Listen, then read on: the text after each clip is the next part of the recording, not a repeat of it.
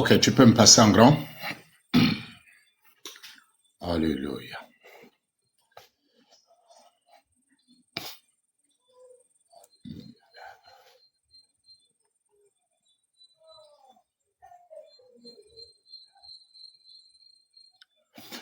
Mets-moi en grand frère, ça me permet de mieux me voir dans cette posture-là.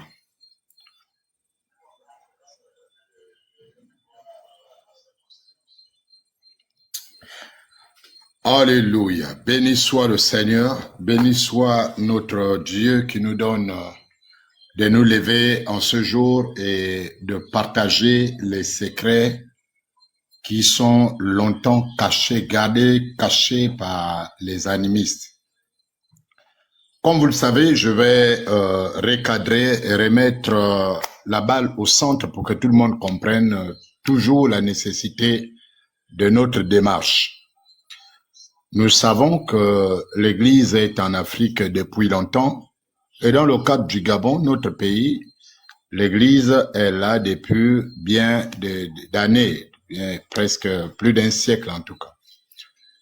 Et nous vivons en intelligence avec tout le monde. Nous vivons en intelligence avec toutes les communautés, qu'elles soient musulmanes, qu'elles soient, peu importe, les loges ésotériques, les francs-maçons, les rosicruciens, tout ce monde-là. Parce que le Gabon, en fait, c'est un pays laïque, où il y a la liberté du culte, là où il y a le respect, n'est-ce pas, des cultes de tout un chacun. Et comme tout le monde a pu le constater, depuis quelques années, il y a un mouvement africain, panafricain, qui est né un peu partout là sur le continent et même à l'extérieur, qui a jugé bon de se réimplanter, ce qui est tout à fait normal, de se réimplanter dans, on va dire, la sphère africaine. Et comme ce mouvement a du mal à s'implanter parce que ces pratiques sont honteuses, ces pratiques sont magiques, alors ils ont créé un mécanisme pour pouvoir se vendre. Et ce mécanisme consiste à dénigrer l'Église, en fait à s'attaquer à l'Église, en présentant l'Église sous les angles les plus sombres possibles qui soient. Et de cette manière, ils appellent le peuple qui est dans l'Église, le peuple qui est hors de l'Église, à sortir ou à ne pas s'intéresser à l'Église, mais plutôt à leur rite initiatique traditionnel. Voilà un peu leur ligne de travail. Donc, leur ligne de travail a consisté ou consiste à dégrader l'Église, à attaquer les fondements de l'Église, à mépriser la foi des chrétiens, à insulter les chrétiens. Quand vous suivez leur communication, ils ont cet élan-là, cette capacité, mais vraiment cette légèreté à proférer des insultes, à proférer toutes sortes des paroles assez blessantes, des attaques envers des pasteurs, etc. Et cette situation nous a conduit, par la grâce de Dieu, à bien les écouter et à comprendre vers où ils voulaient partir. Donc, ils ont clairement décliné leur vision qui était qu'il faut vider l'Église pour revenir à nos rites. Et donc, nous avons posé la question, mais qu'est-ce qui se passe réellement dans vos rites? Au cas où nous étions intéressés, effectivement, à répartir à l'Église, à partir de l'Église pour répartir à nos rites initiatiques, qu'est-ce qui se passe dans nos rites initiatiques? Et là, tout le monde a constaté un blackout total. On a compris qu'ils avaient des choses à cacher et ils ont proposé qu'avant de vous dire ce qui se passe, initiez-vous d'abord.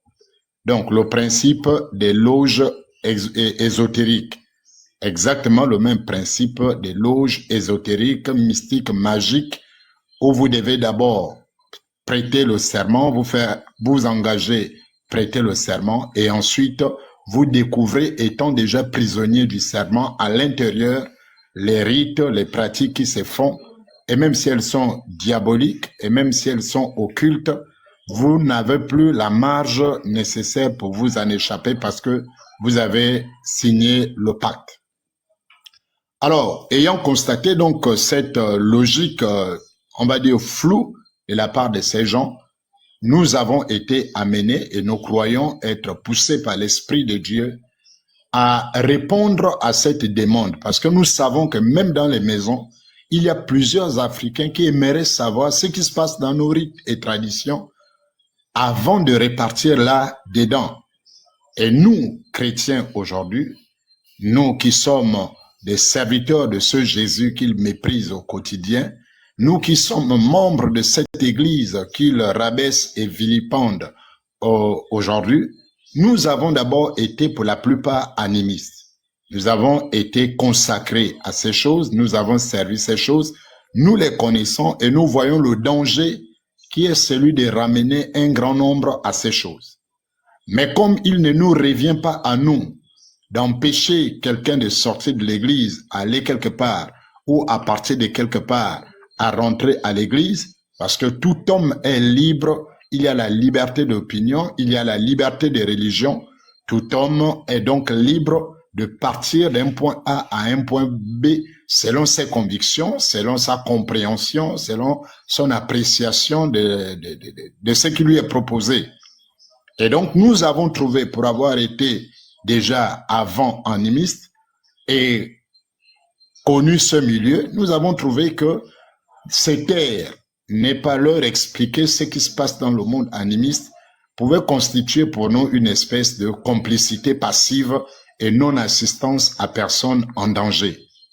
Et donc, c'est sur cette base-là que nous avons pris sur nous et que nous prenons donc sur nous de leur expliquer, de mettre sur la place publique ce que les animistes cachent, qui est honteux, qui est dangereux, qui est vraiment de la haute magie noire. Et alors, au sortir de nos explications, qui sont claires, le peuple donc pourra choisir maintenant librement, en connaissance de cause, le Dieu qu'il voudrait servir, les pratiques qu'il voudrait faire, les cultes qu'il voudrait, n'est-ce pas, suivre, etc. Donc, c'est dans cette logique que ce soir, mesdames et messieurs, nous vous entretenons sur le thème donc du Mouiri. Pour ceux qui ne le connaissent pas, le Mouiri est un rite de passage qui est bien populaire au Gabon et certainement dans les autres pays de la sous-région, mais bien implanté au Gabon.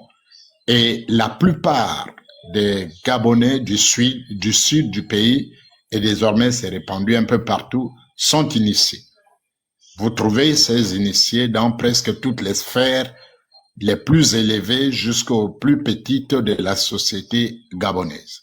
Donc c'est un rite très important et nous commençons par celui-là parce que lorsque le chocolat des filles, qui est le porte-étendard, qui est l'ambassadeur, qui est le porte-parole des animistes presque du Gabon, parce que c'est donner cette mission d'être le porte-étendard, le défenseur premier de la civilisation et des cultures africaines, et y compris donc des rites initiatiques, il a pris sur lui la responsabilité de décliner clairement les différents rites auxquels il a été initié. Et donc, parmi ces rites, il a cité le premier, c'est le Mouiri. Donc, notre travail va consister aussi à présenter chaque rite par lequel le chocolat des filles est passé. Donc, nous allons commencer par le Mouiri aujourd'hui. Nous verrons, nous chercherons dans ces vidéos l'étalage des rites qu'il a fait. Nous prendrons chacun de ces rites et nous viendrons vous exposer ce rite et vous verrez donc par où lui, il est passé et vers où il vous attire. Voilà un peu notre logique. Maintenant, si à la fin, ce par quoi il est passé est bon pour vous, vous pourrez en toute liberté le suivre. Mais si vous considérez que c'est le Christ qui est meilleur pour vous et que la voie dans laquelle il s'est engagé et il vous attire est dangereuse, est magique, est mauvaise, il vous reviendra à vous aussi de prendre la décision de ne pas vous y engager. Voilà, mesdames et messieurs, en introduction, ce que je peux dire pour planter le décor avant que nous ne commencions, n'est-ce pas, notre affaire.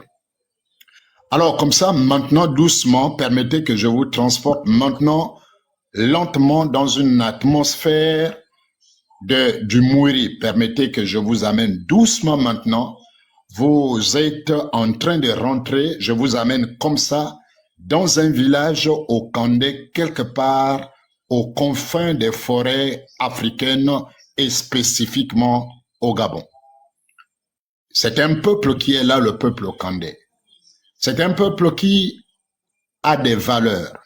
C'est un peuple qui connaît un certain nombre de choses et qui a une société très organisée et bien organisée.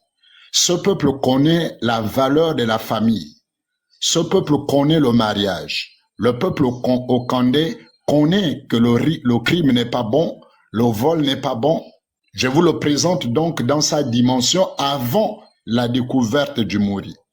Donc ce n'est pas un peuple de barbares. Ce n'est pas un peuple animalier, un peuple sauvage comme on le dirait, qui n'a aucune connaissance des lois où les gens volent comme ils veulent, ils tuent comme ils veulent, ils font ce qu'ils veulent, pour qu'on ait attendu un Mouri qui serait venu réorganiser la société. Non, ce n'était pas comme ça. La société était bien organisée. Il y avait des hommes, il y avait des femmes, il y avait déjà le rite qu'on appelle le Nzembe. Le Nzembe existait déjà à cette époque. Il était une danse presque profane à laquelle les hommes, aussi bien les hommes que les femmes, participaient. Il n'y avait aucune magie jusque-là dans le Nzembe. Il y avait des mariages qui s'organisaient. Il y avait des mariages. Il y avait toutes choses. Et dans ce village, nous avons un homme. Cet homme s'appelle Mbombe. C'est de là, maintenant, nous rentrons dans la genèse du Mouri. Qu'est-ce qui a amené le Mouri dans une société déjà organisée où le principe du mariage est connu, le principe de la famille est respecté, les droits et les devoirs sont respectés, on sait ce que les hommes doivent faire, on sait ce que les femmes doivent faire, on a du respect pour la forêt, pour la nature, on va pêcher, on arrive, on va à la chasse, on marche, le village va bien. Qu'est-ce qui va se passer? Alors dans ce village au Kandé, il y avait un homme du nom de Mbombe qui était marié à l'une des femmes les plus belles, une étoile, une femme charmante, glorieuse, une femme d'une beauté indescriptible. Et ce Mbombe avait aussi hérité d'un neveu qui était désormais à sa charge et le neveu s'appelait Boulanda. Et donc c'est une affaire de famille. Vous avez l'oncle qui est Mbombe, vous avez le neveu qui est Boulanda et vous avez la femme de l'oncle.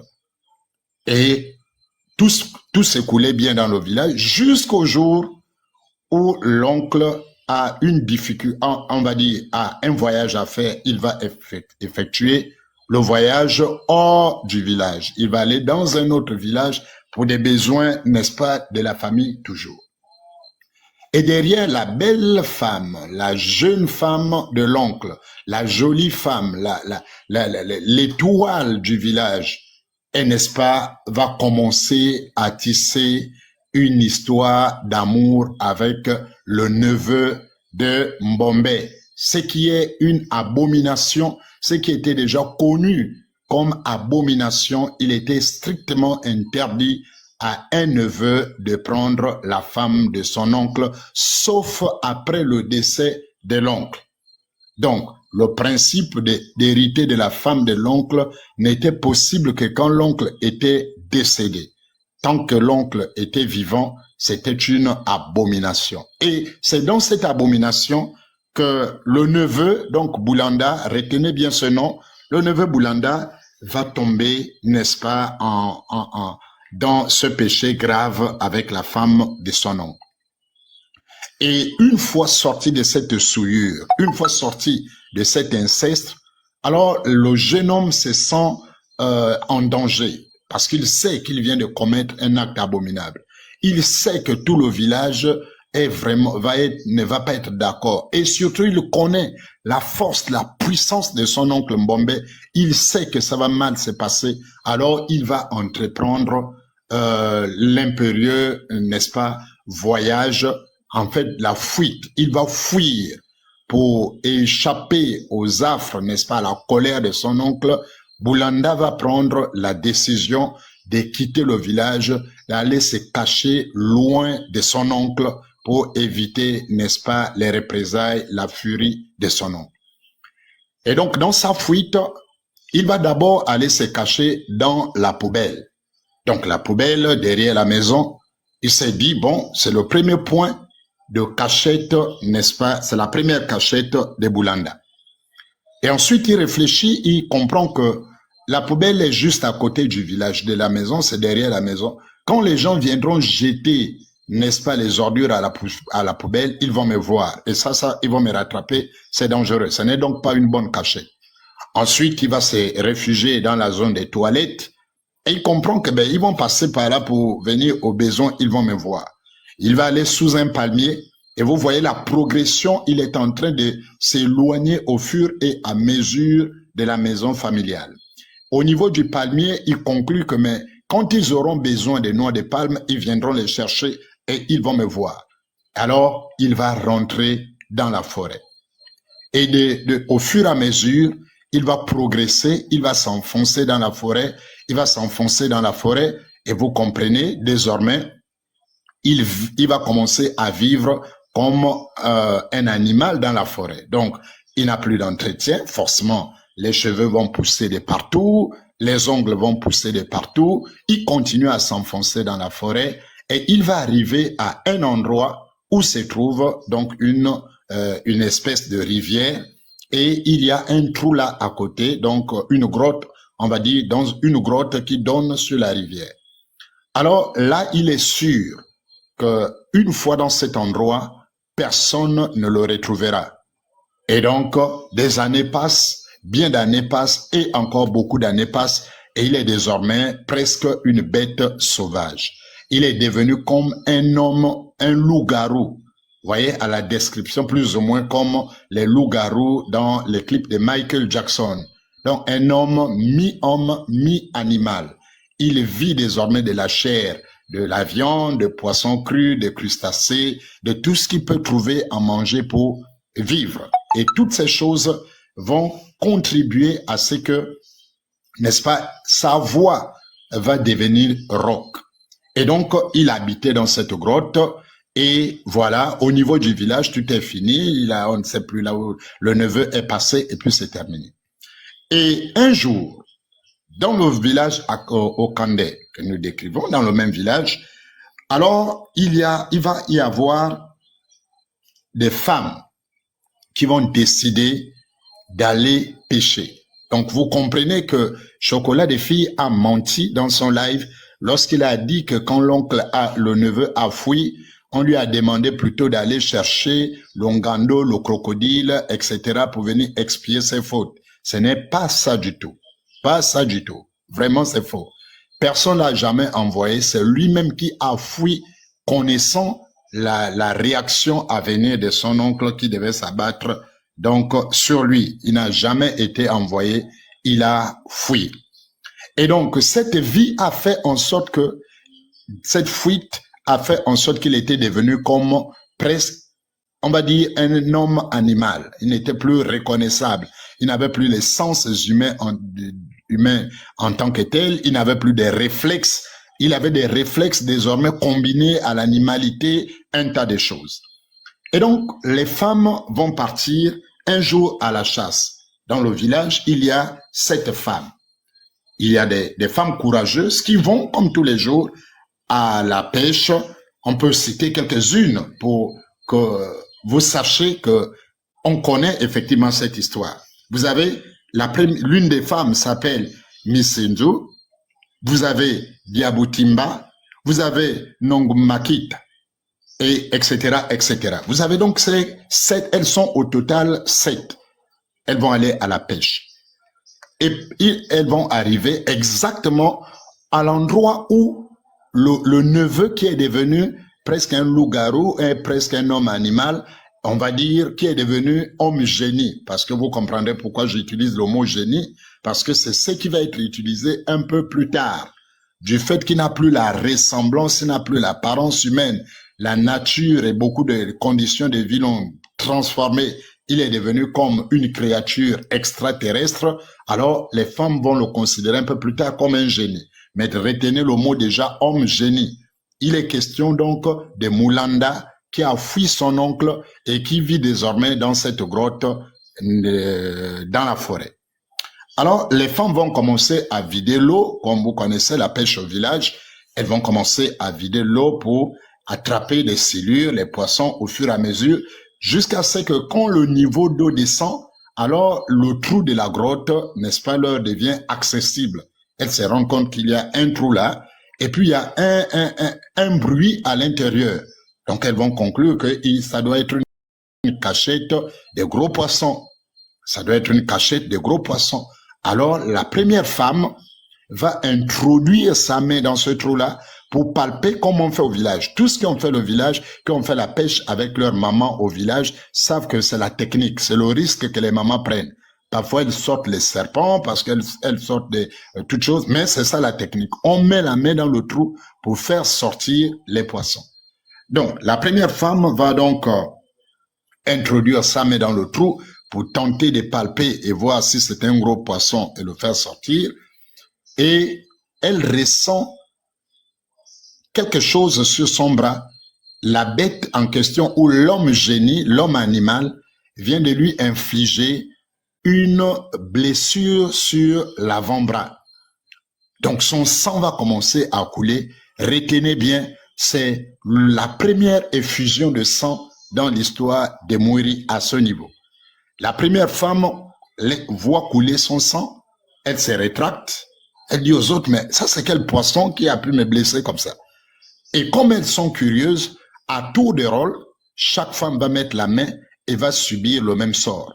Et les 7 donc vont passer, elles vont se rétracter.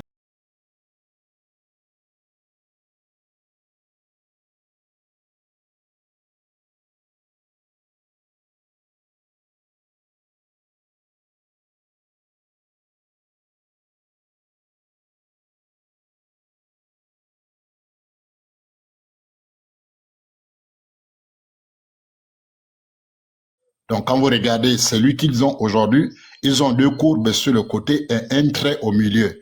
La vraie marque infligée par l'homme génie a été faite aux femmes et non pas aux hommes. Elle a été faite aux femmes et elle constituait en un seul trait. Et on va vous expliquer plus tard pourquoi c'est devenu désormais la forme du sexe alors qu'au commencement, il n'en était pas ainsi. Alors, donc, lorsque les femmes reçoivent cette blessure tout ensemble, elles ne comprennent toujours pas comment faire sortir cette chose. Alors, elles vont commencer à dresser des louanges, on va dire des chants, comme des invocations, comme des adorations, comme puisque le sang a déjà coulé, il y a comme déjà un pacte entre ces femmes et cette chose qui est dans le trou. Alors, elles vont commencer à chanter le fameux chant que vous avez déjà certainement entendu lorsqu'ils soignent les malades, le fameux Numbesele Namakeka. Numbesele Namakeka. Numbesele Namakeka. Numbesele Namakeka. C'est le fameux chant-là que les femmes vont se mettre à chanter et vont comme charmer la bête. Ça veut dire qu'il y a une connexion désormais entre ces femmes-là et cette chose. Et donc, elles vont réussir à l'extraire de ce trou et la mettre hors donc de la mare. Et quand elles examinent, elles se rendent compte que ça, c'est quelque chose d'extraordinaire. C'est pas humain, ça. Ça, c'est un génie. Vous voyez, ça vient de là. Ça, c'est un génie. Ça, c'est une créature étrange. Et puis, elles vont prendre le neveu, donc Boulanda, qui est devenu ainsi. Ça veut dire le fameux Ngando, le fameux cri, celui qui ronronne dans le trou, le fameux Ngando qui fait le bruit. Le Ngando n'est pas un animal qu'on était parti chercher. Le Ngando dans le Mouiri, c'est Boulanda qui est devenu ainsi. En fait, la malédiction de l'inceste l'a rattrapé. la malédiction de l'inceste, plus les conditions de vie, etc., et les forces certainement occultes de la nature, on ne saura dire exactement, l'ont transformé et il est devenu un homme animal. Donc, le fameux ngando, le fameux crocodile, ce n'est jamais un animal qu'on va chercher pour expier à la place du neveu perdu, non. C'est le neveu en question, en fait, qui est devenu crocodile comme ça, qui est devenu cette bête-là. Mais les femmes ne peuvent pas le savoir. Plus personne ne sait et plus beaucoup de temps aussi a passé entre-temps. Alors, les femmes vont continuer à chanter pour le bercer, vont continuer à chanter le fameux Numbesele Namakeka. Numbesele Namakeka. Numbesele Namakeka. Et c'est comme ça qu'elles vont soulever donc notre affaire, notre neveu devenu génie, et ils vont l'amener. Et quand ils s'approchent du village, ils se rendent compte que on ne peut pas prendre le risque de rentrer, on n'a pas parlé à nos maris, on ne sait pas comment ils vont réagir face à cette étrangeté. Bon, on va le laisser d'abord quelque part. Donc, au lieu de rentrer avec le génie en question dans le village, ils vont le laisser sous un fromager. Ils vont le laisser sous un fromager à l'entrée du village, mais encore un peu dans la forêt, bien sûr. Ce n'est pas totalement dans le village, c'est encore à l'écart du village. Il y a un grand fromager. Alors, ils vont laisser le génie en question à ce niveau. Question d'aller préparer le poisson qu'ils ont ramené à leur mari et tout le reste, et ensuite voir comment ils pouvaient revenir, n'est-ce pas, traiter leur nouvel ami ou nouvel allié, je ne saurais dire. Alors, quand les femmes viennent, elles rentrent au village. Elles rentrent au village, elles s'occupent de la cuisine, et les hommes sont au corps de garde, normalement. Un corps de garde normal, sans rien, les hommes bavardent et tout. Et soudainement, les hommes entendent au bout du village un bruit bizarre. Donc, le fameux Ngando qui est en train, n'est-ce pas, d'émettre ses sons, etc., etc. Non seulement il gronde, mais en même temps, il appelle les noms de cette femme qui l'ont ramassé. Donc, il connaît, il a désormais une connexion avec les noms des femmes. Donc, ils entendent au loin quelqu'un qui dit Misonje, Misinjoa, Diamotimba, et tout ça. Et les hommes sont étonnés. Qui peut bien appeler Misenjo, ma femme, alors qu'elle est déjà là? Ça, c'est qui appelle ma femme encore Ambrose Traba, etc. Et en même temps, il a une grosse voix, il fait des choses bizarres. Les hommes vont discrètement s'armer et vont aller dans la direction, n'est-ce pas, des bruits, pendant que les femmes s'affairent à faire la cuisine, à préparer toutes choses.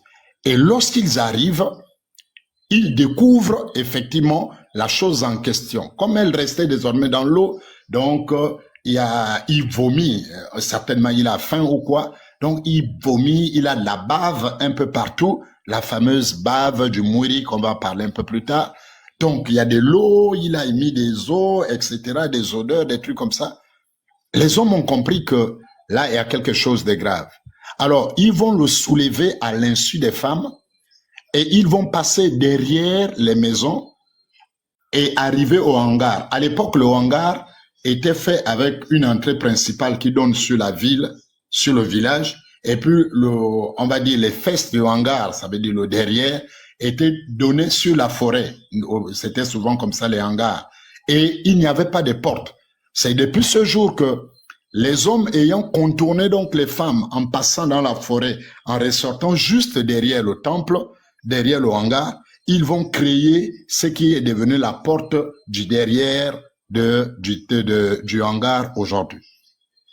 Ils rentrent avec le génie en question dans le hangar et tout de suite, ils vont construire une haie, une barrière avec les branches des bananiers. C'est pour ceux qui font des initiations, qui ont déjà assisté aux initiations du Mouri au village. Quand c'est déjà au village, au niveau du hangar, vous voyez qu'il y a toujours cette barrière-là, ce dzanga-là, qui est construit. Donc ça, c'est le premier dzanga de du Mouri, le tout premier, lorsque la bête en question, le monstre en question, on va dire le neveu devenu génie en question, était dans le temple, à partir de ce moment, ils ont créé cette barrière-là avec interdiction formelle aux femmes de s'approcher parce qu'ils avaient des choses sérieuses à traiter. Et donc, ils vont scruter la chose. Elle est en train de baver, elle est en train de rendre de l'eau, etc., etc. Alors, ils vont comprendre ça. Ils vont comprendre que, en fait, il est en train de réclamer à manger. Vous voyez? Parce que il est aquatique, moitié humain, il vit dans l'eau, il mange, et c'est le principe des offrandes et des sacrifices qui va commencer maintenant. Suivez-moi bien, parce que c'est là la naissance des crimes rituels, c'est là la naissance des fusils nocturnes, c'est là la naissance de beaucoup de choses. Alors, lorsqu'ils ont vu qu'il avait certainement faim, après l'avoir étudié, examiné, ils vont faire le premier sacrifice. Et je vais vous expliquer les significations tout de suite après. Ils vont faire des premiers sacrifices. Le premier sacrifice qui va être fait, c'est le tronc des bananiers. Ils vont couper un tronc de bananier et ils vont donner au monstre. Parce que dans le principe avec les entités des esprits, tant qu'ils n'ont pas d'alliance avec vous, ils se nourrissent eux-mêmes. Mais dès lors où ils rentrent en alliance avec vous, en communion avec vous, ils dépendent désormais de vous, c'est vous qui devez les nourrir. Et donc c'est ce qui s'est passé. Puisque les femmes l'ont sorti des eaux et l'ont amené, les hommes l'ont récupéré de là où les femmes l'ont abandonné pour l'amener dans le hangar, désormais il est à leur charge. Et ce sont eux qui s'occupent désormais de lui. Donc ils vont lui donner le tronc des bananiers et ils vont constater qu'il a mangé le tronc des bananiers avec un appétit, mais vraiment vorace. Et il regarde. Qu'est-ce qu'il faut lui donner? Il ne s'est pas calmé. Il continue à s'agiter. Il continue à demander. L'entité continue à demander. Qu'est-ce qu'on lui donne? Ils vont évoluer. On part du tronc des bananiers. Ils vont aller chercher un chien. Ils lui donnent le chien. Animal de compagnie de l'homme, vous comprendrez la symbolique tout de suite. Alors, il mange le chien devant eux, il finit. Ensuite, il continue à réclamer. Alors, ils vont aller en forêt, ils vont attraper une panthère. La panthère, pour ceux qui ne connaissent pas, pour les peuples de la forêt, le lion n'est jamais le roi des animaux. Pour les peuples de la forêt, le roi de la forêt, le roi de la jungle, c'est la panthère. La panthère, le léopard, tout, cette famille-là. C'est pourquoi sur la plupart des chapeaux des hommes d'État ou certains féticheurs, vous voyez, ils ont des chapeaux faits avec la peau de la panthère. Parce que, en fait, c'est le roi de la jungle.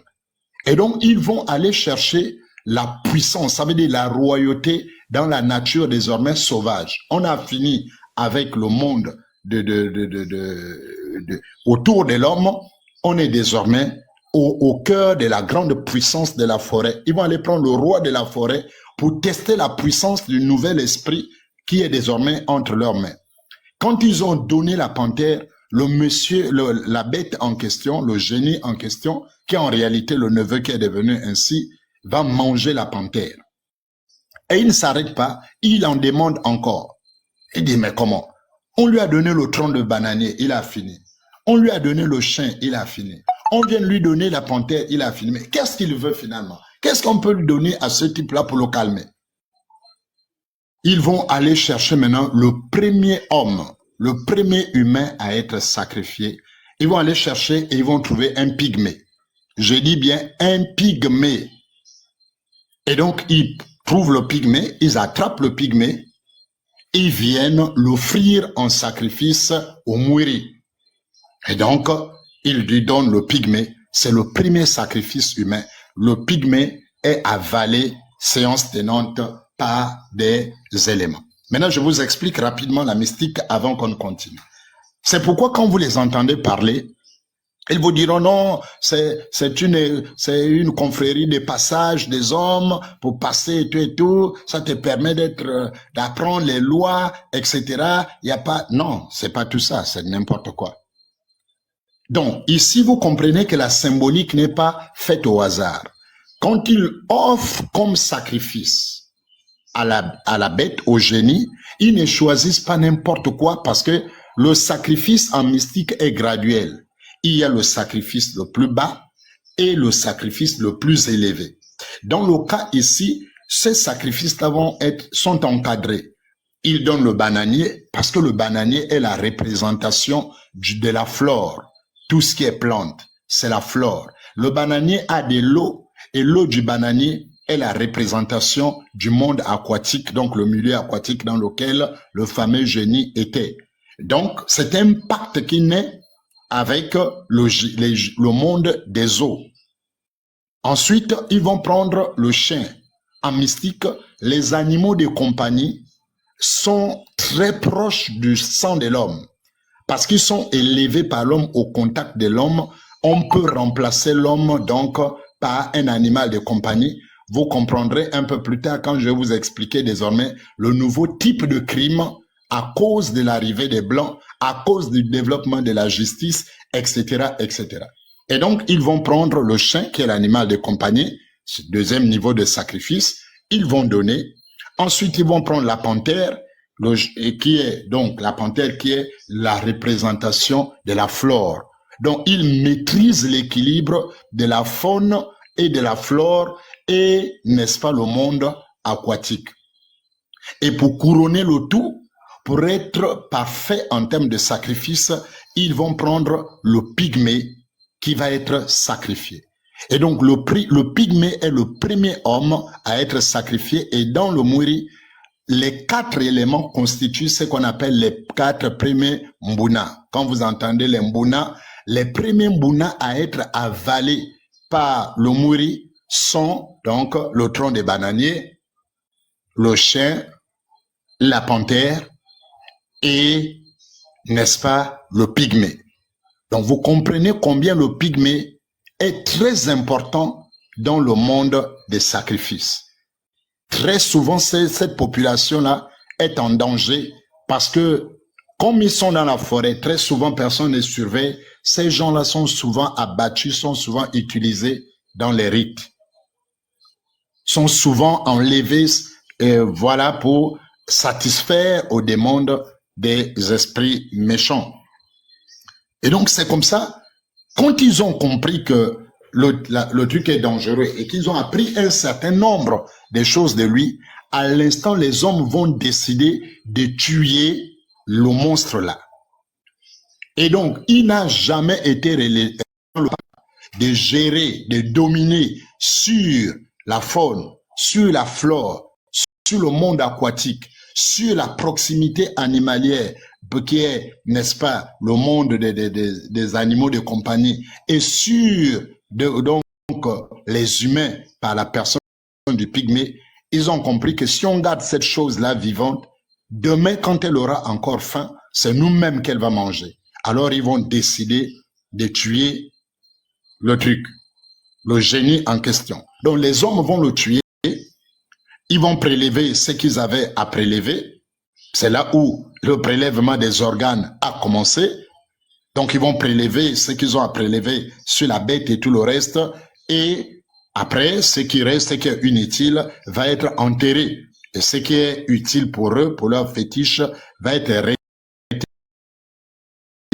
Et ce sont les premières opérations de crime rituel et de profanation, on va dire, d'utilisation des restes humains à des fins fétichistes. Ça commence à ce niveau. Et donc, qu'est-ce qu'ils vont faire? Maintenant qu'ils ont éliminé, ils vont se rendre compte que les femmes, après la cuisine et tout le reste, les femmes sont en train de faire des mouvements pour aller vers là où ils ont laissé leurs choses. Ils n'entendent plus, il y a un petit silence et tout, et tout, et tout. Ils vont, quand elles arrivent, elles trouvent qu'il reste seulement les vomis, l'eau, la bave et tout le reste. Leur truc n'est plus là. Elles s'inquiètent un peu, elles ont l'air grave, elles tournent un peu dans le village, elles font des grimaces. Et puis des hommes ont compris le mécanisme. Ils ont vraiment observé pour voir comment elles vont réagir. Est-ce qu'elles vont se fâcher? Est-ce que... Alors donc pour maintenant s'approprier définitivement. Entre-temps, ils l'ont déjà examiné, ils ont déjà fait tous les rituels, ils ont déjà bâti donc l'hôtel avec, avec cette entité-là, puisque c'est devenu comme une entité. Voilà, donc ils ont déjà bâti l'hôtel, ils ont déjà un certain nombre de secrets, de puissances et tout le reste. Ils l'ont déjà tué, ils ont déjà prélevé certains de ses organes et tout. Alors ils l'ont même déjà enterré. Mais comme il y a le Nzanga, le Nzanga, les gens ne voient pas, ni les femmes ni les enfants ne voient ce qu'il y a à l'intérieur. Alors ils vont se rapprocher des femmes pour leur dire non, mais écoutez. On sait, ce que vous cherchez là, on sait. Mais la chose là, que vous cherchez là, mais elle est très fâchée contre vous. Elle est vraiment fâchée parce que elle était en train de vouloir venir pour vous manger. Et nous, on a réussi quand même à le calmer. Vous voyez, vraiment, on est un peu fatigué comme ça. On a dû négocier fort avec lui pour le renvoyer vers la forêt. Vraiment, on lui a expliqué que c'était nos femmes, c'était nos filles, ils pouvaient pas faire ça, on est entre nous et tout. Mais il a dit une chose. Il a dit que le jour qu'il va croiser une femme, parce qu'elle vous connaît, le jour qu'elle va croiser une femme par erreur, celle-là sera dévorée vivante. Et c'est le premier mensonge qui va naître. Vous voyez? Donc c'est là où ils vont s'aimer la peur dans les cœurs des femmes. Parce qu'ils sont appropriés la chose. Ils vont mentir aux femmes et les femmes sont désormais tenues. Il a dit, hein, de temps en temps il viendra, mais il n'y a que nous qui pouvons le gérer. À cause de l'offense que vous lui avez faite, vraiment il n'est pas d'accord avec vous. Donc quand vous l'entendez même un petit instant avec nous, il faut aller vous cacher parce que, sauf si vous voulez vous faire manger. Donc vous voyez, ils vont créer tout ce scénario-là pour tenir les femmes loin. C'est pourquoi chaque fois qu'ils voudraient maintenant communier avec lui, ils vont construire le Nzanga, et c'est à l'intérieur que eux-mêmes maintenant vont opérer en lieu et place du véritable Mouri qui a été tué depuis ce jour et qui a été enterré. Donc ça, c'est ce qui est de la Genèse. Ils vont le tuer, ils vont l'enterrer, ils vont mettre l'interdiction aux femmes. Ils ont dit aux femmes qu'il est fâché, mais vraiment pour ce que vous l'avez fait, vous l'avez abandonné, vous l'avez pas honoré, vous l'avez pas respecté, vous avez été vraiment imprudente, etc., etc. Il criait, vous appelait, vous n'êtes pas venu, donc il est fâché. Le jour où vous le croiserez, il va vous manger. Et c'est depuis ce jour que les femmes vivent dans la peur. Les femmes vivent dans la crainte. On leur a menti. Il n'a jamais été ainsi. Ils l'ont récupéré. Et donc, à partir de ce moment, les choses vont commencer à évoluer, puisqu'ils ont désormais, on va dire, le secret. Donc, le secret devient maintenant, en réalité, on va dire quoi? La boîte noire de l'exercice de la magie des hommes. Et donc, ils vont dire aux femmes, bon, pour ce qui est du Niembe, là, vous pouvez rester avec ça. Vous restez avec le Niembe. Parce qu'avant, le Niembe, là, c'était les hommes et les femmes mélangés, c'était profane. Et donc, ils vont dire aux femmes, bon, ça là, vraiment, on peut vous laisser ça. Nous, on va s'occuper de cette chose qui est dangereuse là. Bon, donc, vous vous occupez du Niembe. Nous, on va s'occuper de cette chose qui est dangereuse là. Mais, faut pas vous approcher quand vous voyez que nous sommes en contact avec lui parce qu'il vous déteste à mort. Le jour où il va vous croiser, il va vous tuer. Et c'est comme ça, les jeunes, les femmes, les profanes vont être tenus, n'est-ce pas, dehors. C'est là où est né c'est comme ça la Genèse. C'est comme ça que le Mouri est né. Ensuite, deuxième étape, parce que nous devons vous expliquer comment ça s'est passé. Donc, ils vont confisquer la chose, mais retenez bien que le Ngando en question n'existe plus. C'est que les femmes ont considéré, puisque les femmes l'ont vu, elles ont toujours considéré que c'était un esprit de la forêt, que c'était un génie de la forêt, mais en réalité, c'était le neveu de Mbombe. Donc, il a dit, le vieux Mayombo qui joue le rôle du Mouri. Puisqu'ils ont prélevé sa salive, ils ont prélevé un certain nombre de choses, et donc ils ont désormais des techniques pour imiter sa voix, pour faire croire aux femmes qu'il est toujours vivant de génération en génération. Ils font croire aux femmes que c'est un esprit, il ne meurt pas, il est toujours là. C'est pourquoi, jusqu'à aujourd'hui, il y a toujours des initiations au Muri.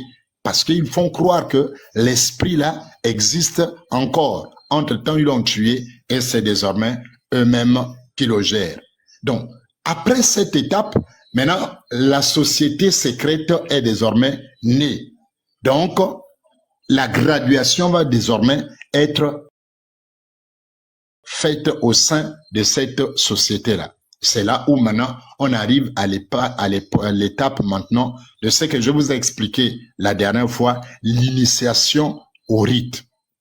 Nous reviendrons à la mystique maintenant à la fin. L'initiation au rite. Et donc, l'initiation pour reprendre sa vie, pour ceux qui n'ont pas suivi, donc désormais, ils vont dire que pour être un homme dans la société, pour être un homme sérieux dans la société, ben, il faut que tu passes désormais par le rite. Et donc, le rite va consister désormais à faire pactiser tous les hommes avec les vieux sorciers là. En fait, ils ont trouvé un prétexte désormais de dominer sur le peuple. Vous imaginez un peuple où il y avait, c'était comme une société un peu démocratique où tout le monde se frottait à tout le monde. C'est vrai que c'était vraiment de la vraie démocratie. Et donc, ça va basculer de la démocratie vers une dictature pure. Voilà ce qui s'est passé en réalité. Donc la société au Kandé, qui était une société de relations horizontales, va commencer à devenir par cette méchanceté des hommes-là, une société aux relations désormais verticales. Et donc, il y a désormais les patrons, il y a désormais les chefs, ce n'est plus vertical. On ne danse plus ensemble, on n'y pas ensemble, non. Les enfants ne viennent plus jouer là, n'importe comment. Non, non, non. Il y a désormais le grand chef et puis il y a les petits. Donc, on passe de la démocratie à la dictature. Et donc, pour appartenir au cercle des gouvernants, il faut désormais porter la marque. Donc, un peu comme dans les gangs. Pour appartenir à un gang, il faut avoir un certain tatouage, un certain symbole quelque part. Donc, c'est ce mécanisme-là, des gangs-là, qui va être mis en place. Donc, pour appartenir désormais au gang des sorciers du village, il faut désormais payer le prix. Il faut se sacrifier soi-même. Et donc, c'est là où on a mis le principe de aller faire maintenant le Nzanga en brousse, amener les gens, se faire initier en brousse. Et donc, on vous prépare au village, étape donc initiatique, on vous prépare au village avec l'huile et tout et tout et tout. Ça, je l'avais sauté la dernière fois, je vous avais parlé d'insulter lorsqu'on est en forêt, mais en fait, la période d'insulte commence au village avant même qu'on vous amène en brousse. Donc, vous insultez votre mère, c'est pas comme Chocolat a dit que ça se passe en brousse, les parents n'écoutent pas, ils ne voient pas, c'est faux. Ça se passe carrément, la période de préparation avant d'aller en brousse commence au village. Donc, au village, vous insultez votre père, votre mère, tout le monde, tous les aînés possibles, vous les regardez dans les yeux, vous décrivez leur sexe, d'où l'impolitesse, comme je vous ai dit, d'où l'impolitesse de Chocolat des filles, parce que c'est quelque chose qui est issu de cette pratique-là. Et donc, on vous prépare comme ça, vous insultez, jusqu'au jour où le mouvement de la razzia là est fait, où on vous amène en brousse et on commence maintenant le périple de la torture. Voilà ce qu'ils appellent formation militaire. Donc, tous les initiés du village s'arment de bâtons, de lianes et de tout le reste, et ils vous filent toute la casse de la terre. Et si vous mourrez, à cette époque-là, on mourait. Si vous mourrez, on vous enterre là-bas. Et puis, on revient dire au village que le Mouri vous a avalé. Et les parents vont croire, les femmes vont croire que le Mouri vous a avalé, puisque les femmes ont vu le Mouri. Les femmes savent que c'est un monstre dangereux. Donc, quand on leur dit que le monsieur, le truc là, qui est fâché contre vous là, a avalé votre enfant, bon, qu'est-ce que les femmes peuvent bien faire au Mouri? Entre-temps, le Mouri n'existe plus, il est mort. Le vrai, l'original, le neveu devenu animal, il est mort, il n'existe plus. C'est désormais les vieux sorciers, c'est le vieux Mayombo qui fait ses grimaces. Et donc, on vous amène, je vous l'avais expliqué, bain debout pour symboliser davantage le commémorer la mare d'eau dans laquelle était le vrai Mouri au commencement. Ensuite, on vous fait faire le pacte de sang que les femmes avaient fait, donc en fait qui est un sacrifice.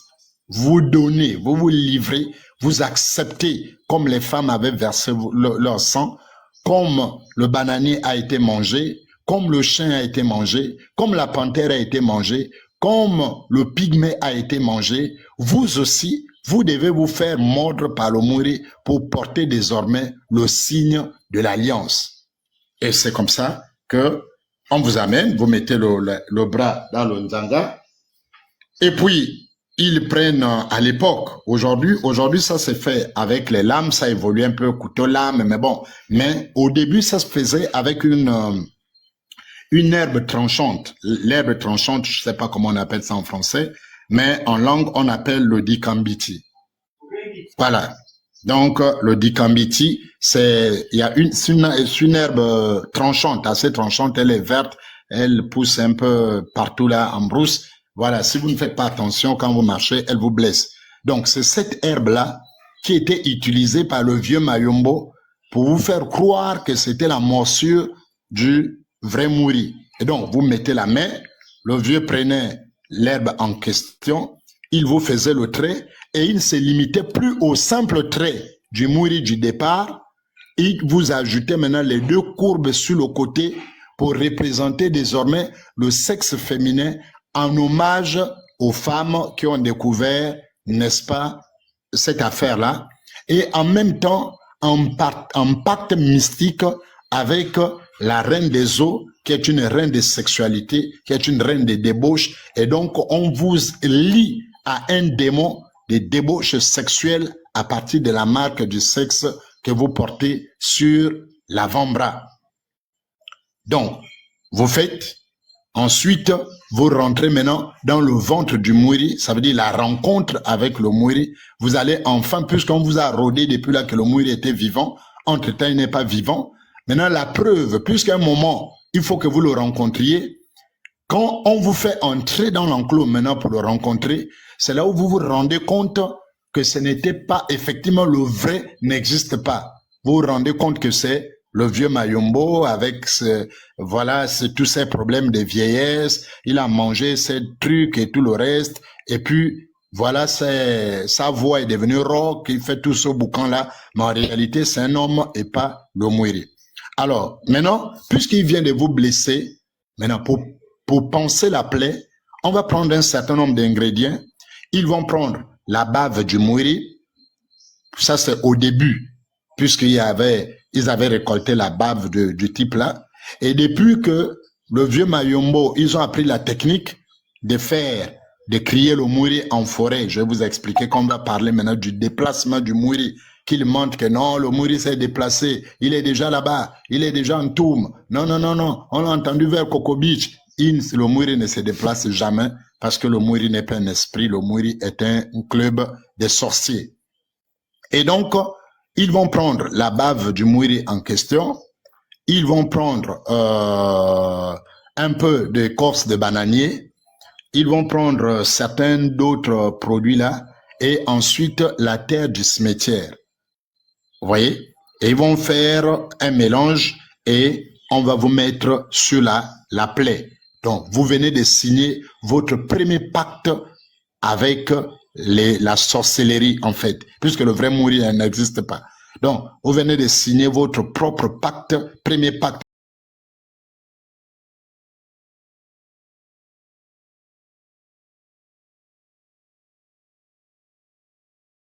Un cimetière. Et c'est comme ça qu'on va vous soigner. Maintenant, tout le temps que vous allez passer là-bas, le rituel, il y a quelque chose d'extraordinaire que les gens ne savent pas ce qui va se passer. Le rituel, le crime rituel. On l'a déjà prouvé, on l'a démontré que le pygmée a été sacrifié. C'est le premier rituel. Donc, le premier rituel a été fait, à être fait avec un homme, l'a été fait avec le pygmée. Maintenant, quand vous-même, en tant que Mbuna, vous partez vous faire initier, vous devez savoir que vous allez en réalité en tant que sacrifice. Parce qu'on va vous demander toujours d'amener un coq, une poule, en tout cas. Voilà, vous amenez un coq. Tous ceux qui se sont fait initier, le jour de leur initiation, ils sont là, ils m'écoutent, ils savent. on ne va jamais se faire initier sans amener son coq. Et donc, ce sont ces coqs-là qu'on va manger même là-bas. Vous voyez? Donc, quand tu as fini de faire le pacte, tu prends le serment de ne jamais dévoiler, on va vous nourrir, en fait, avec votre propre chair. Donc, on va faire des actes d'incantation et de transfert d'âme. Donc, on va transférer en réalité votre propre vie sur la vie du coq que vous avez amené. Et on va faire un rituel de mise à mort. On va tuer ce coq-là, on va le préparer, on va étaler les feuilles de bananier. Vous voyez le rituel? Mais le poulet que vous mangez là, en réalité, c'est la chair humaine qui est de manière magique. Ça, c'est des nouvelles pratiques aujourd'hui. Parce que à cause de la justice, à cause de ce que, bon, effectivement, il ne peut plus enterrer les gens, parce qu'avant, il y avait toujours au moins 1 ou 2 morts, toujours. Il y avait toujours au moins 1, 2, 3 morts, et qu'on enterrait en brousse. D'où le principe de mourir à avaler et il n'a pas recraché. C'est ça, l'expression vient de là, des humains. De la même manière que le vrai mourir avait avalé le tronc de bananier, le chien, la panthère et le pygmée sans plus jamais abandonner, recracher. C'est la même manière qu'à l'époque, les humains étaient tués, non pas par le mourir, mais par des vieux sorciers. Et c'est là où ils disent que c'était la justice. Quand ils avaient constaté que tu n'allais pas dans leur sens, c'est en ce moment qu'ils profitaient à te tuer. Mais comme aujourd'hui, on ne peut plus tuer et enterrer, sinon les enquêtes, les parents vont se plaindre peut-être, il va y avoir des enquêtes et tout et tout. Désormais, on te tue mystiquement, on vous tue mystiquement. En fait, ceux qui sont passés par le mourir sont tous on va dire quoi, des vampires en fait. C'est des gens qui sont morts depuis. Ils ont déjà été mangés en vampires. En fait, c'est des fantômes qui sont là. Donc, on vous prend, on transfère en réalité, en mystique, votre âme dans le poulet, et puis on étale le poulet là sur les feuilles de bananier, et tous ceux qui sont là, qui mangent, ils doivent manger seulement la chair. Ils ne doivent pas toucher à l'os. Vous voyez la mystique? On ne touche pas à l'os. Pourquoi? Parce que c'est l'âme, c'est la vie de l'homme, c'est la chair de l'homme qu'on est en train de manger. Donc, c'est presque un acte cannibaliste. Donc, mystiquement, on vous mange. Et c'est ce qui fait que le pacte est scellé. Vous êtes entre leurs mains. Vous pouvez aller en ville. Vous pouvez aller partout. Quand ils ont besoin de récupérer votre âme, vous avez déjà été mangé. Vous n'êtes qu'un fantôme. Vous n'êtes rien en fait. Quand ils le veulent, même si vous êtes en ville, ils provoquent un mouvement, un accident vous a vite pris. Vous avez un petit truc, un arrêt cardiaque vous a pris, un AVC vous a pris, un braquage tourne, on vous tue, etc., etc. Donc c'est désormais comme ça qu'ils opèrent. Les récalcitrants, on les tue plus en brousse pour enterrer, etc., pour que la justice vienne s'interférer. Non. Les récalcitrants, on sait que le coq là, c'est le coq du récalcitrant. Ils vont le manger, ils vont casser l'os. Et tu vas sortir de la forêt. Bien, ils savent combien de temps ils vont te laisser. L'enfant peut sortir de la forêt, il fait 6 mois, 7 mois, 1 an. Après, il tombe malade, il meurt. Et puis, il n'y a pas de problème. Mais en réalité, il avait déjà été mangé dans la poule. La poule qu'on a mangée en brousse, en réalité, c'est sa chair qui avait déjà été mangée, etc. Donc, voici, mesdames et messieurs, le rite vers lequel, pour ne pas trop tirer en longueur, voyez que ce rite, on peut le décrypter en 3 grandes choses. Et donc, le reste, maintenant, la magie noire. Le reste, c'est la magie noire. Ça veut dire des pratiques maintenant pour comment lancer le fusil nocturne. Donc, quand vous entendez que le Mouri se déplace, effectivement, les gens sont étonnés. Mais si le Mouri, c'est pas un esprit, comment se fait-il que à peine là, on l'a entendu derrière la maison là, et puis il est en forêt? Je vous explique. Ce qui se passe, c'est quoi? Comme les vieux là sont des bandits là, voilà. En fait, quand il y a une initiation, il prend un maximum comment on appelle, d'initiés, y compris dans des villages aux alentours. Ces initiés des villages aux alentours là ne viendront pas au village pour que vous les voyez. Donc, ils vont tracer un itinéraire à partir duquel ils vont opérer. Donc, ils vont positionner des équipes avec le gros, le petit tam-tam à chaque poste. S'ils veulent que le Mouri crie derrière ta maison, c'est pourquoi ça s'est fait toujours la nuit ou très souvent la nuit. Donc, derrière ta maison là où le Mouri va ronfler là, puisqu'ils sont nombreux qui savent ronfler, qui ont pris les feux, qui savent ronfler, ils se mettent accroupis, parce que c'est pas debout qu'on le fait, ils se mettent accroupis et ils se mettent à faire ce, et pendant qu'il fait ça, la bouche est ouverte, la bave tombe, on recueille cette bave-là, ça veut dire son disciple qui est avec lui est chargé de récupérer la bave qui va couler, parce que c'est cette bave-là qui va être utilisée demain dans d'autres initiations sur les blessures de ceux qui vont signer le pacte. Et donc, ils placent plusieurs équipes. Et ils vont faire comment? L'équipe A est positionnée avec ses instruments, son tam-tam, c'est tout ce qu'ils ont à faire.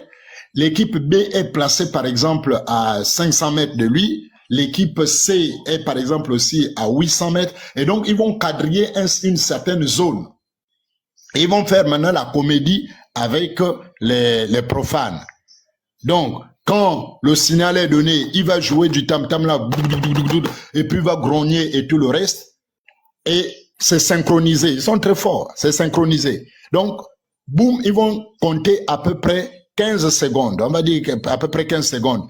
Paf, quand celui qui est là s'arrête, 15 secondes après, vous l'entendez désormais à peu près à 500 mètres de vous.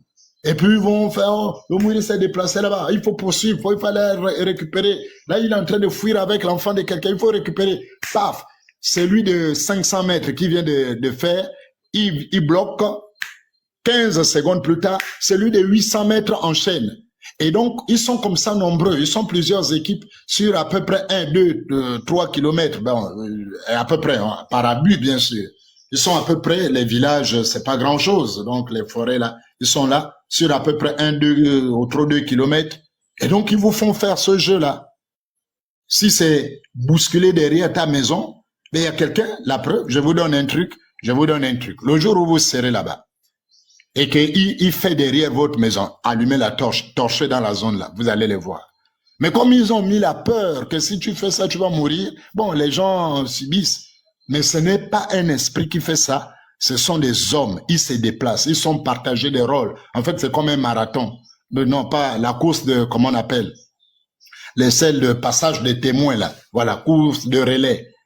Donc, le premier groupe bat du tam-tam, fait des cris, à 500 mètres de là, le deuxième groupe opère, le troisième groupe opère, il s'éloigne dans la forêt de plus en plus, et vous l'entendez de loin, et vous êtes émerveillé de oui, non, mais si c'était pas, comment se fait-il que on l'entend depuis 2 kilomètres là-bas? Comment on l'entend depuis? Parce que ils ont la voix pour ça, et c'est plusieurs équipes, et jamais une personne. Vous voyez, mesdames et messieurs, voilà les rites vers lesquels le chocolat des filles appelle la jeunesse gabonaise à répartir. Voilà les rites, la magie. En synthèse, vous voyez que il y a une affaire d'inceste qui commence. On commence avec l'inceste. C'est pourquoi tous ceux qui sont là initiés, ils ont la marque, ils doivent s'identifier à ce acte sexuel-là. Ils ont le bras tatoué du sexe féminin et se baladent avec.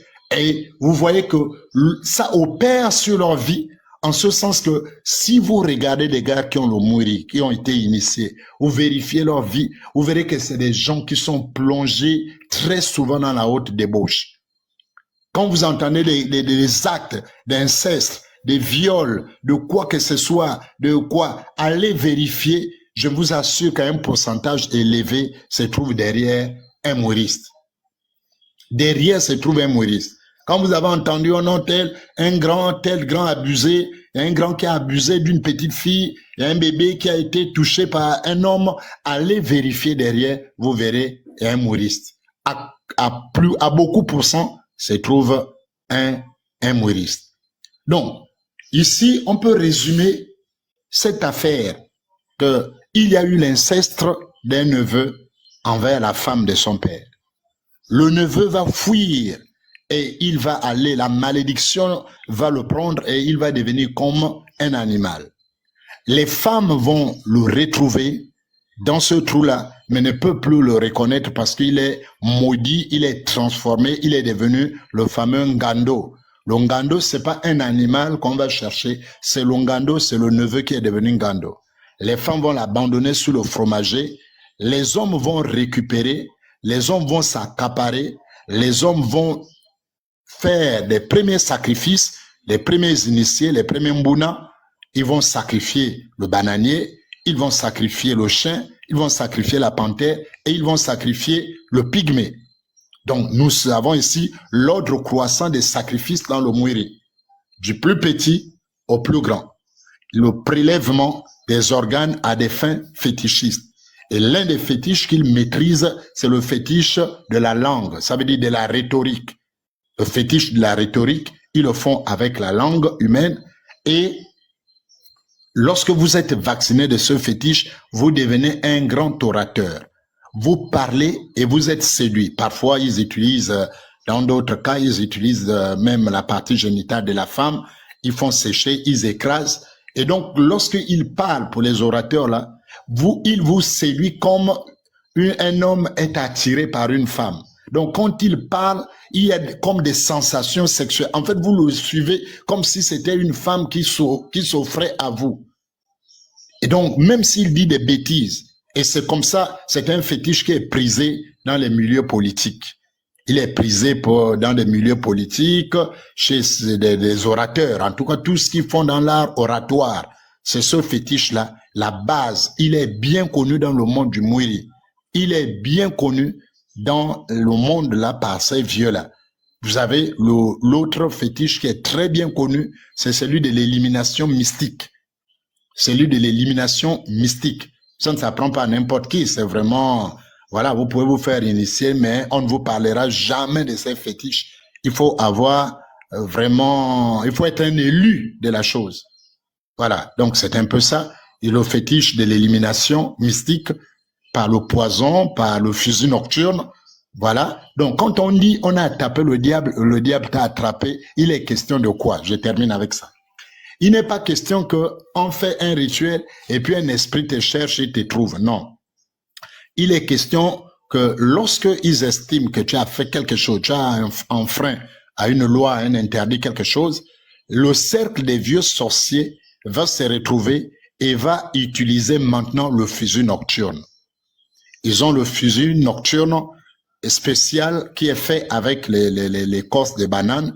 Lorsque ce fusil nocturne est relâché vers vous, ce sont les vieux là qui vont faire et il va s'il vous touche, s'il arrive que vous n'êtes pas suffisamment protégé et il vous touche, vous allez avoir la sensation d'être comme dans de l'eau parce qu'il est fait avec le tronc de bananier et ce tronc de bananier est jeté dans la rivière. Et donc quand ce truc là vous touche, la victime a la sensation du froid parce que le tronc de bananier a été jeté dans l'eau. Donc, il a la sensation du froid, il a des pieds qui s'enflent, il a de l'eau, le ventre qui pousse, il a de l'eau dans le ventre. Un peu ça, c'est des symptômes de l'un de ces fusils nocturnes. Ça, ce sont les maîtres mouristes qui font ça, qui maîtrisent cet art-là. Qui maîtrisent. C'est pourquoi, parfois, ils sont bien protégés par certaines personnes qui ont besoin de ces choses-là, qui ont besoin de cet art-là pour envoûter le peuple. Quand quelqu'un veut parler à un peuple qu'il veut dominer par la voix, ces vieux-là sont toujours utiles. Vous les voyez là parfois dans les villages, ils sont pauvres, ils sont misérables, ils vivent vraiment de rien du tout. Mais vous verrez, quand on approche des élections, ils sont très courtisés. Ils sont très courtisés par des hommes politiques parfois, parce qu'on sait qu'ils ont le truc. Ils ont le truc. On va leur donner quelques pastis. C'est des vieux, ils ne maîtrisent rien. Quelques pastis, quelques pagnes, un petit 20 000. Et puis bon, ils lui vaccinent la langue quand le gars vient. Même si c'était le gars que vous détestez, vous ne voulez même pas qu'il soit votre député. Vous avez juré qu'à l'élection, là, lui, là, quand le vieux mouriste, là, lui fait ce truc-là, quand il vient, c'est lui qui passe. Il vous parle, il vous séduit, et puis c'est lui qui passe, etc. Et donc, voici un peu la démarche que nous avons choisie ce soir. Certainement, il va y avoir des réactions, des compléments, des ajouts, parce que nous sommes un collectif.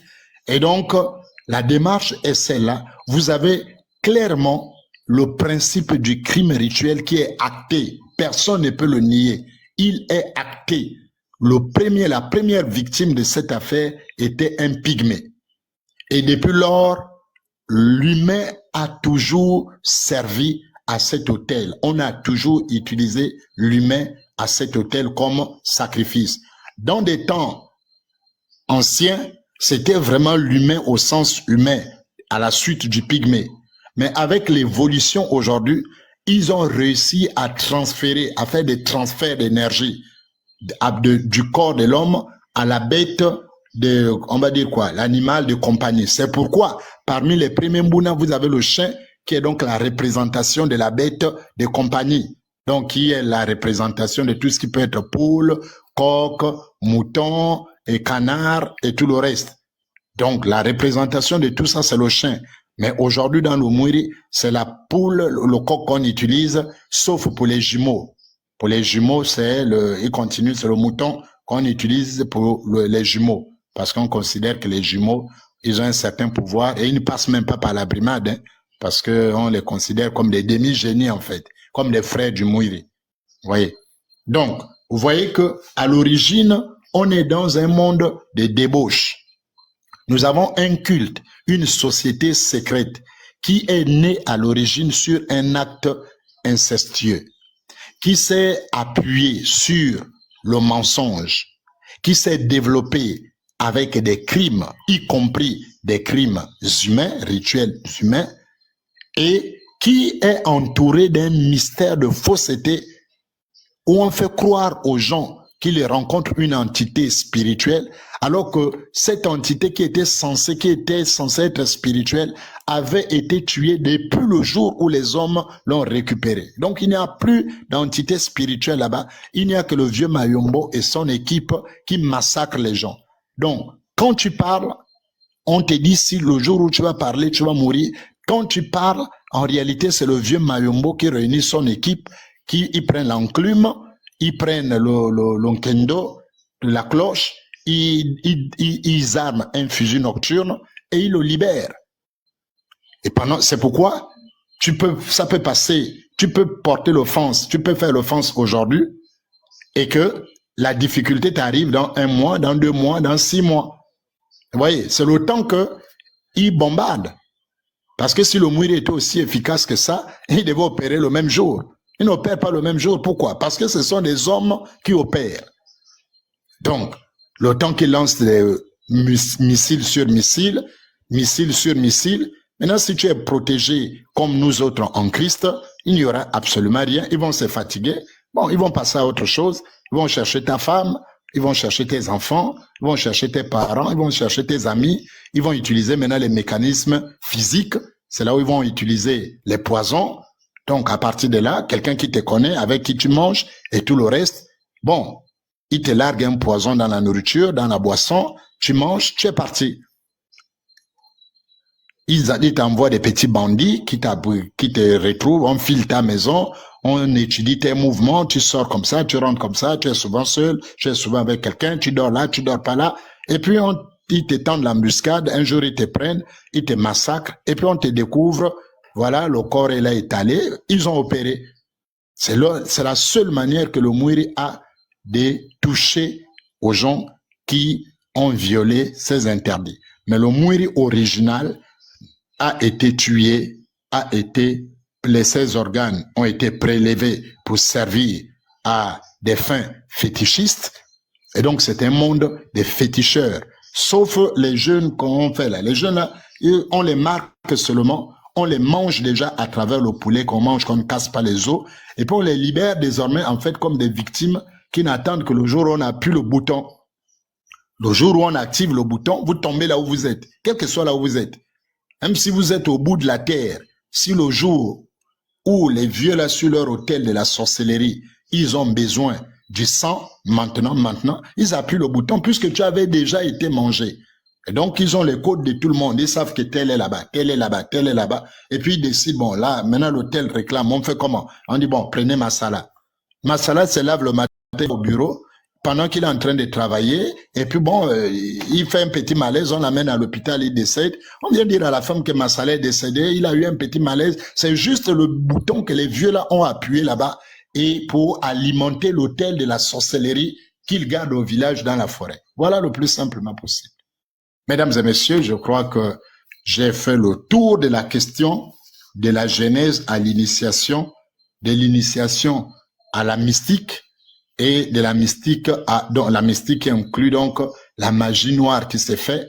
Je vous ai expliqué le déplacement du Mouiri. C'est pas un esprit, c'est des équipes qui sont placées avec les instruments, avec les voix rock. Il se met accroupi, il se courbe, il fait la voix là, il bave, on ramasse sa bave là, on va l'utiliser.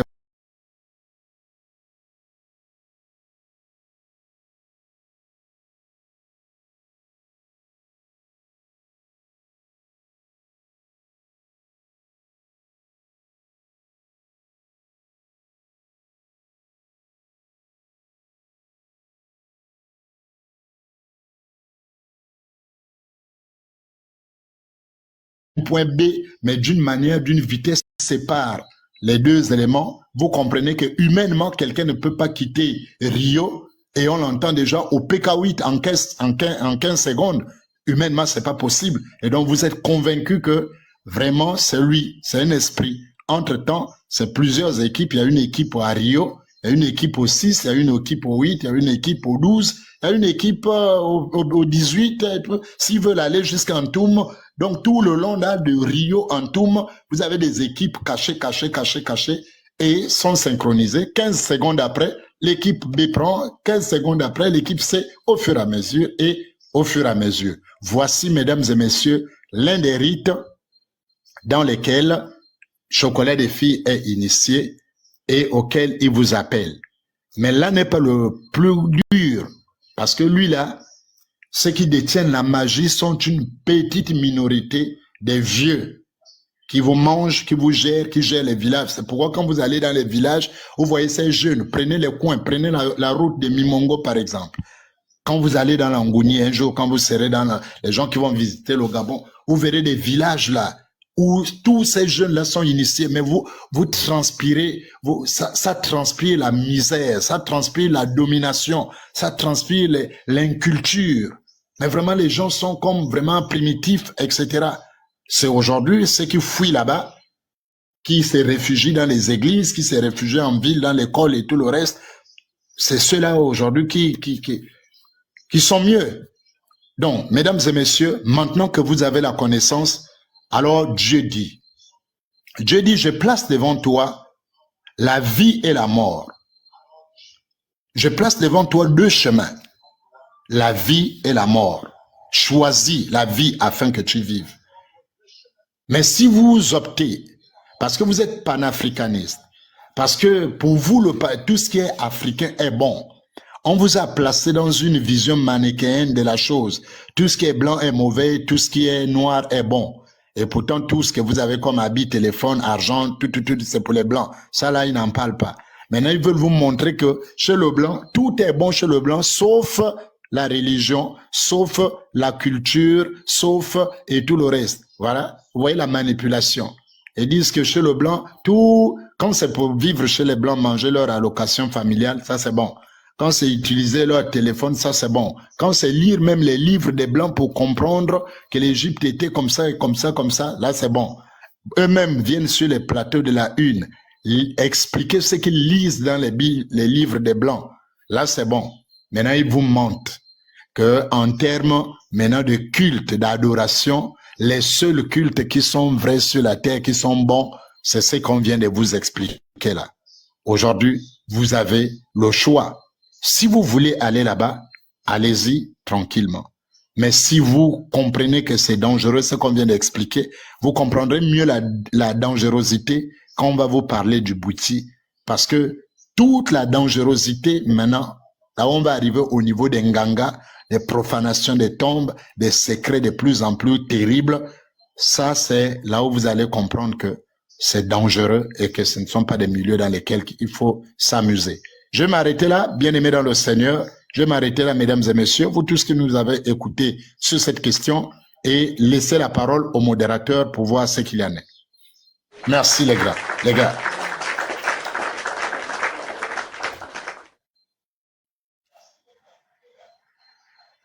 En tout cas, vraiment, on bénit le Seigneur, hein? On bénit le Seigneur. Merci pour cet exposé magistral, hein? Voilà. Que le Seigneur vraiment soit béni. Et la parole va nous dire que vous connaîtrez la vérité vous rendra libre. Voilà. Vous tous qui avez été bernés, qui avez été mentis, voilà la vraie histoire du Mouiri. Voilà la genèse du Mouiri. Voilà comment l'initiation se passe. Voilà. Et ce sont ces choses-là que l'on vous cache. On ne veut pas que vous sachiez effectivement que vous allez signer des pactes de sang, que vous allez vous-même aller vous vendre. Parce que le coq que vous amenez à l'initiation, ce coq-là vous représente. Et quand on mange le coq avec étalé effectivement au Nzanga là-bas, sur les feuilles de bananier, la banane et ce coq préparé, effectivement, on ne casse pas les os. Mais c'est vous. Vous ne vous interrogez pas, mais pourquoi est-ce qu'on ne casse pas les os si c'est juste une viande comme ça? Parce qu'effectivement, c'est vous qu'on est, en fait, on est en train de vous manger. On est en train de vous manger. Vous allez vous livrer comme ça. Vous allez vous livrer. Et c'est là que les animistes, traditionnalistes et votre et ce jeune homme qu'on appelle Chocolat des filles veut vous emmener. Vous avez connu la vérité aujourd'hui. Voilà. Je crois que il n'y a vraiment plus rien à ajouter, tellement l'exposé était magistral. Voilà. Que le Seigneur soit béni. Voilà. Donc, on va faire, on va également faire cet appel-là. Le pasteur le disait déjà. Le Seigneur dit que je place devant toi la vie et la mort, le bien, le mal. Il dit choisis la vie afin que tu vives toi et ta postérité. Oui. Il n'y a aucune vie dans ces choses. Il n'y a aucune vie dans ces choses. Vous pouvez déjà faire monter des gens qui ont pas des questions, peut-être, voilà, quelque chose à ajouter à ce que l'apôtre disait. Ici, nous ne voulons même pas débattre. Nous ne voulons pas débattre. Nous avons apporté quelque chose. Si vous pensez que c'est faux, allez vous renseigner chez ceux qui sont véritablement ancrés dans ces choses et vous verrez. Voilà. Donc, vous pouvez déjà faire monter des gens. Mais nous ne sommes pas là pour débattre avec eux. Voilà. Donc, je crois que c'est clair. Donc, j'interpelle toi qui n'es pas chrétien, toi qui n'es pas encore fils ou fille de Dieu, qui n'appartient pas encore à Jésus. Nous étions dans ces choses et Jésus nous a sortis de ces choses. À plusieurs reprises, on nous a, comme c'est le terme, frappé le mur, mais ça ne nous a pas atteint. Parce que nous avons la plus grande des protections, elle est en Jésus. La vie est en Jésus. Jésus dit que nous, lorsque nous lui appartenons, nous sommes la prunelle de son œil. Et personne ne peut mettre son doigt dans l'œil de Dieu. Nous vous appelons ce soir à effectivement venir à Christ et à marcher, à rester avec lui. Voilà. C'est ce que c'est vraiment ce à quoi nous vous appelons ce soir. Maintenant, libre à vous d'aller dans le Muri, vous vendre et effectivement vous faire manger par des sorciers. Par le vieux Makoso, le vieux Mayombo, allez-y vous faire manger. Voilà. Allez-y être vraiment vulnérable à ces gens-là. Mais ce n'est qu'en Jésus seul qui a la vie et la meilleure des protections. Que Dieu vous bénisse dans votre chambre. Si vraiment vous êtes, ce message vous interpelle, vous pouvez nous écrire en inbox. Et nous ferons le devoir de vous suivre. C'est également ça notre mission. de gagner des âmes pour Jésus-Christ et exposer le mensonge du diable. Que Dieu vous bénisse abondamment. Voilà.